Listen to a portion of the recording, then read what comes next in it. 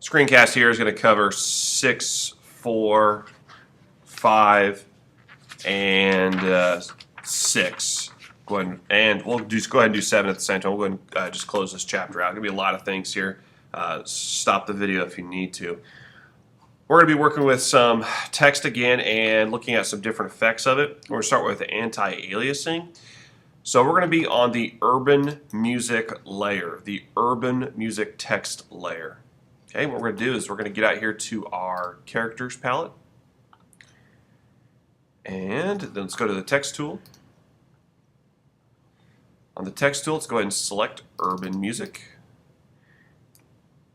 And the anti-aliasing is up here on the text tool options bar. There's a little AA that refers to anti-aliasing, and there are some options that you have for your text. You can make your text really sharp, you can make it crisp, strong, or smooth. Depends on, it's just a very subtle look, but text can be tweaked just enough where it really makes a difference. Let's go to crisp.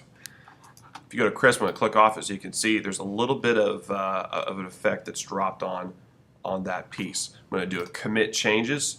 Just know that those are some options that are up there. I use layer styles more than I do anything else, but it's more of a personal preference than anything else. What I want to look at now is 3D effects on text. You could do this for a lot of shapes. There's a lot of depth you can go with on 3D, so let's just get a taste of it. Let's put a layer style on this first. So let's go to urban music and let's go to layer style. Let's do a bevel and emboss. We'll do a bevel and emboss. And let's drop in, let's see. Yeah, bevel and emboss. I'm just going to leave the default depth, size, softness, altitude, the angle. I kind of just like the default that we're doing there. Actually, no, let's change it. Change my mind. And here's how you do it. So if I click OK, and I'm like, oh, I want to go back and change it. There's a couple ways you can do it. You can come over here to your layers palette. You can double click effects, and you can get it back up. Or you can go back into layer style. So then you go to bevel and emboss. Let's change it. Let's change our angle to about 165. Let's see what kind of look that gives us. Something a little bit more chiseled. 165 there. Okay, I'm going to increase the size just a titch. Change your altitude. I can't remember. I think default's like 10. Go to like 30 on the altitude. Gets a little bit of a different pitch there. Let's go ahead and click OK. Now I want to 3D this layer. So how we do that is we go to Type on the menu, and we go down to Extrude to 3D. It's going to ask you, you are about to create a 3D layer. Would you like to switch to the 3D workspace? And remember, workspace refers to the drop-down arrow up here and how your interface looks. Click Yes. Give it a second to switch. All right, so your screen has completely changed. Try not to click around just yet. Play with it later. The workspace is up here. You're in the 3D workspace. Let's talk about some tools. By default, you should be selected on this middle tool here. Okay, this is your drag 3D object. So if you're not on that, get on drag 3D object. Now, if you come over here to urban music, if you highlight on it, you can see how you get a box around it. You can shift it up, down, you can move it in different ways. I'm going to move it over to where it's behind the first two strings there. I'm eventually going to move the layer. I'm just going to move it there. Some other options you have up top, if you go to the one to the right, which is the slide the 3D object, you can actually slide it. I'm moving my mouse up and down right now. You can slide it closer or farther away from you. Find you something that looks good. This one here to the far left is rotate the 3D object. This one is where you can actually pitch it on an axis. So it depends on what kind of look you're looking for. Try not to make something that looks too weird. For this example, just pitch it just a little bit farther back. Let's look at the other one. The other one, the one to the right, is going to be roll the 3D object. This is where you can actually roll it from left to right. Okay, let's move it back to where it's straight. So that's just a little bit of the 3D effects. I'm going to come back to the middle tool, which is going to be the one you want to use. Over here on the properties palette, there is a little tiny button that looks like a cube that's on the properties palette. Click on that button. That's called render. When you click on render, it's going to go through your object, scan it up, basically just seals it so you're ready to move on to the next step. And if you can look at it, that gives us a different look than just using layer styles. It takes a minute once it's doing its render, but when you're done with render, we need to get out of this workspace and back into a different workspace. Okay, so it's done rendering. What I'm going to do now is I'm going to go to my Move tool on the top left, and I'm just going to click off. And then I'm going to go to my workspace. I'm going to switch to Essentials. I'm going to go to Essentials on my Layers palette. I'm going to get off the Urban Music layer and go to the Viola layer. Now I'm kind of back to a sane look. Anytime I click now on the Urban Music layer, it's going to flip me to that 3D look because it's trying to give me those options.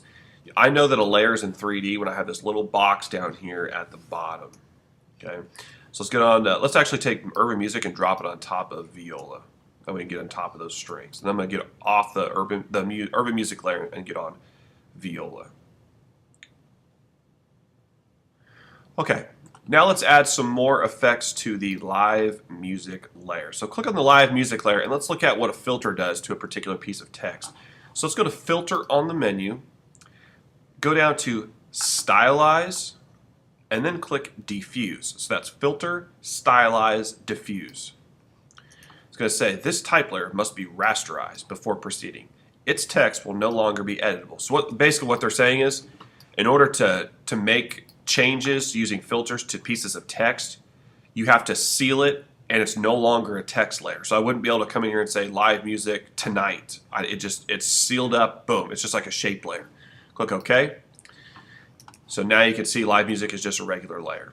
But the Diffuse tool now, check it out, it gives you this kind of this crackled look around the outside. You can switch it from normal mode, darken, lighten, and I'm going to end up on, I kind of like the lighten look. So go to lighten, click OK. That's just using a filter. There are tons of filters. That's just a little taste of it, of getting into it. Okay, now, last thing for our text is looking at how we can add text to a path. Text to a path to make things curve and hook. Let's get on the background layer. So on the background layer, we're going to go to our Shapes tool. So we haven't visited Shapes for a while. On our Shapes tool, we're going to go down to the Ellipse tool. But before we just draw an ellipse on the screen, we want to change our mode. So up here, it's currently set to Shape on your mode. This you do your fill, your stroke, and all that. We're going to change the shape mode to path. So you change that to path and then draw you an elliptical, something like this. There's no right or wrong way to do it. So draw elliptical and then let go. Just know that it's going to stay there until we mess with it. Now let's go over to our text tool.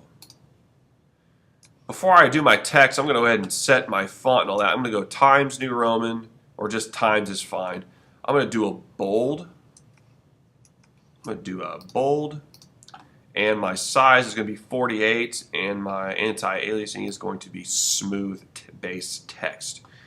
All right, now I'm just going to go to the center of my ellipse on the top line. You see how my cursor just changed? Check that. So see how it gets this curvy line?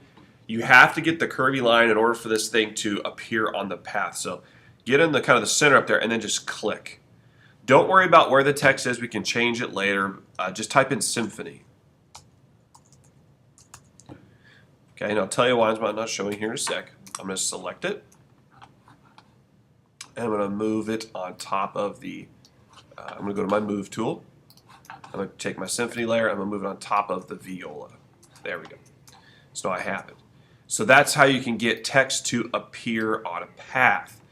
Now I can do a Command T and I can rotate that, or I could just go ahead and redo it as well. Getting text to go on a path is kind of a tedious process. I'd try probably another one as well. Let's delete that symphony layer, and let's try it again. So let's try another ellipse tool. I'm going to draw a real flat one this time. I'm going to go back to my text tool.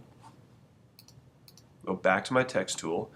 This time I'm going to change my color to kind of the soft purple that's back here in the music, on the sheet music, that one of those purples. And I'm going to click a little farther to the right this time. My text tool is kind of shoving all the text to the left. So I'm going to click over here on the kind of the far right, and I'm going to type in symphony again. So you kind of have to adjust your text a little bit as you're moving around on the text to shape. But getting that path, just a reminder, you have to be on the ellipse tool, and you've got to change your mode to path rather than being on shape. Okay, so that's a lot of text-based things, and that's going through 4, 5, 6, and 7.